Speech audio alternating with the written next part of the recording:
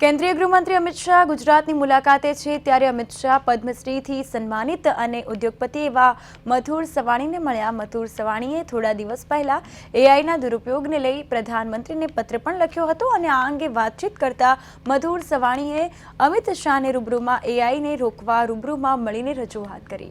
AI આજે ગંભીર ખૂબ દૂષણ છે અને અમિત શાહે કહ્યું છે કે અમારા પ્રયત્નો ચાલુ જ છે કે એઆઈના દુરુપયોગને રોકવા અમે વિચારણા કરી રહ્યા છીએ।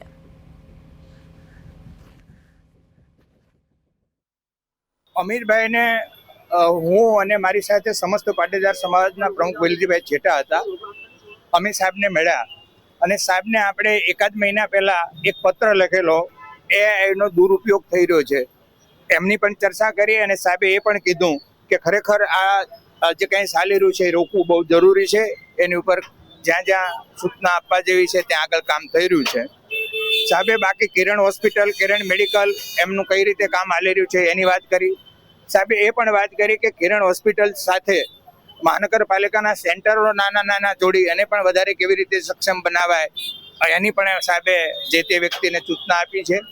અને પ્રાકૃતિક અભિયાન જે ગુજરાતમાં હાલી રહ્યું છે એને વધારે વેગવંતું કરવા માટે એમને ચર્ચાઓ કરી છે।